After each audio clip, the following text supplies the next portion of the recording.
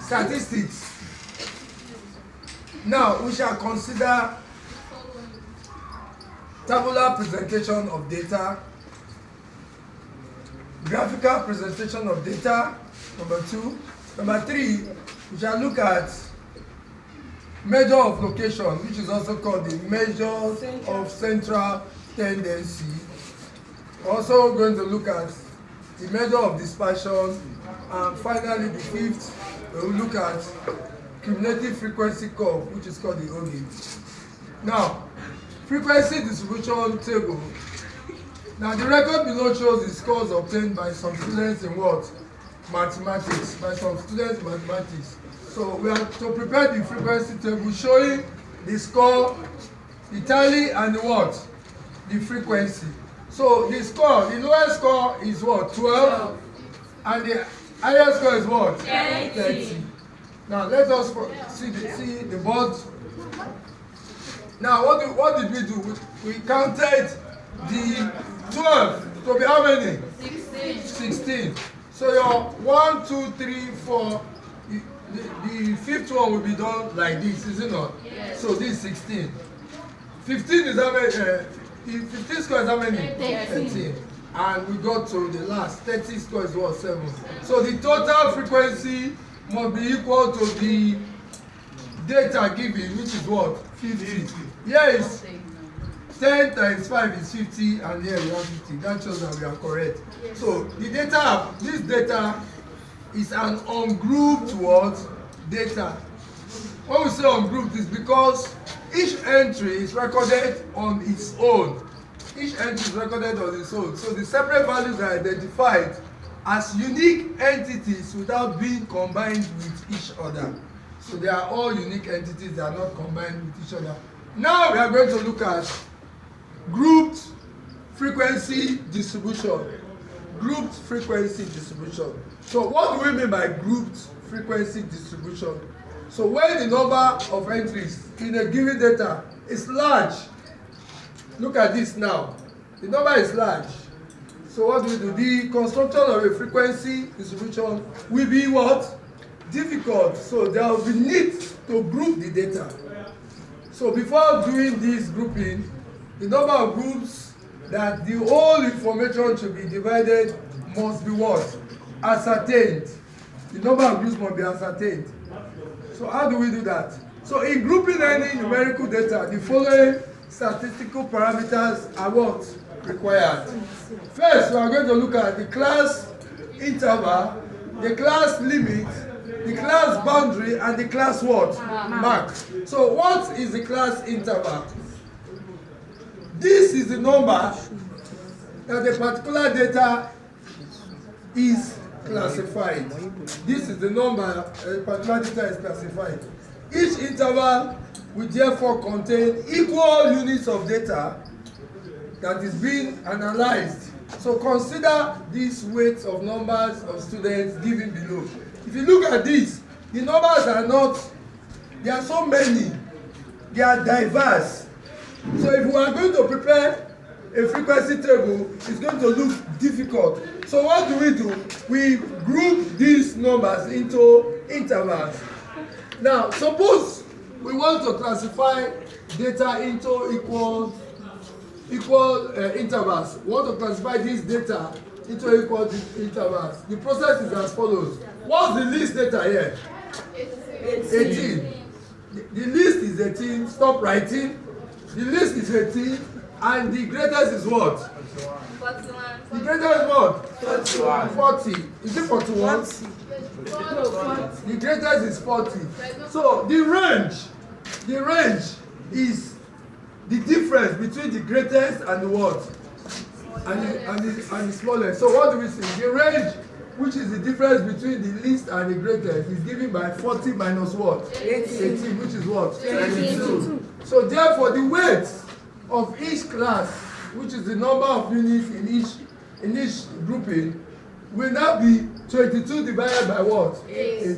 22 divided by what? 8. Why is it 8? We said we want to do what? Classify the data into 8 equal intervals. So that gives us 2.6 2.75.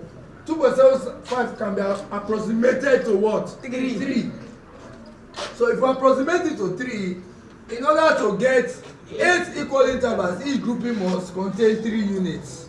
Each grouping must contain 3 units. So let's break it down. From the list, each grouping must have 3 units. So it will be 18, 19, 20. 18 to 20, 21 to what? 23, 24 to 26, and the last 39 to what? 41. Now, how do we get the tally now? All those that are 18 to 20, let's calculate. 1, 2, no, cancel 9. 3, 18 to 20. 3, 18 to 20. 18 to 20, this 20. 4, I mean 5. 5. 5 is this guy. Hey! In the front row. I'm saying second row, row by row. Let's take it row by row. 1, 2, 3, 4. Next row. 5, 6, 7, 8, 9, 10, 11. So we have 11, is it not? Frequency is 11. So what do we do? 1, 2, 3, 4. 1, 2, 3, 4, and 1. Now 21 to 23. 21 to 23. Follow me. 21 to 23. 1. Abi? 2. 3. That's all. So it's So meant sir, you missed one. Where? Second row. Yes. You passed it again. Go back. Yes. That's it. 4. So we have 4. So the tally will be what? 1, 2, 3, 4. Sir, this trick number 1. Now 24 to 26. 24 to 26. Follow me. It's 1. 1, 2, 3, 4, 5, 6, 7. 7 is it not? Where? First row. 8. So 8. 1, 2, 3, 4. 1, 2, 3. Now 27, please. 27 to 29. The first row. 27 to what? 29. 1, 2, 3, 4, 5, 6. We have 6. So what we have? 1, 2, 3, 4, and 1. Now 30 to what? 32. 1. Are we there? Are you with me? 2, 3, 4, 5. 5. So we have 5. So there is 1, 2, 3, 4, 5. Now 33 to 35. Let's be fast. 1.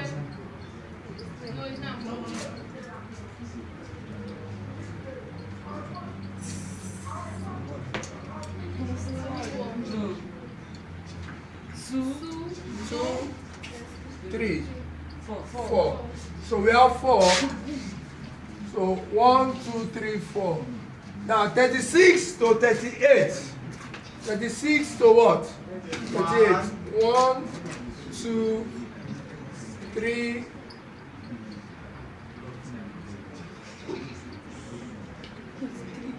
4.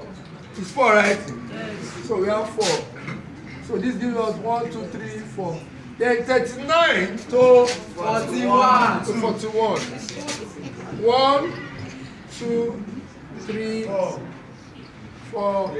5, 6, 7. You missed one. Where? Oh, go that line. 8. 8, right? So this is 8. So 1, 2, 3, 4, 5. 1, 2, 3. Now, total this. It should give us. It should give us 50. Total 50. It gave us 50. So that's how it's done. Are we following? Yes. Now listen now. The next thing to determine is the class what? Limit. The class limit. So the end numbers in the class intervals are called the class limit. What's the end number here?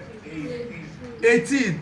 This is a lower class limit, and this is what? Upper class limit. This is the lower class limit, this is upper. So, for instance, in the interval 18 to 20, 18 is the lower class limit, while the other one, 20 is the what? Upper class limit. They was talking about the class limit. Now, what do we mean by the class boundary? The class boundary, in theory, will include all weights between 17.5 and what? 20.5. What I mean is that this is 18. This is 18. So minus half from 18 will give you 17.5. Focus on the board. Minus half from 18 to give you 17.5. Add the half to this, it will give you what? 20. It will give you 20.5. So we now say that 17.5 is referred to as class boundary. So class boundary is very useful. And these are the class boundaries. You have before and after. So that's very good. And the last is the class mark. Now the class mark is the center or the midpoint of any class interval. The center of the midpoint of any class interval is called the what? Class mark. For example, look at this. What do? This is gotten by adding the lower and the upper class limits together and divide by what? 2. You add this and this together and divide by 2. So this plus this will give you 38, divided by 2 is what? 19. Likewise this. So in numerical work, the class marks are usually used for each calculations, most especially in finding the arithmetic mean of a what? Of a group data. So we are going to take more examples as we progress in this class. Thank you.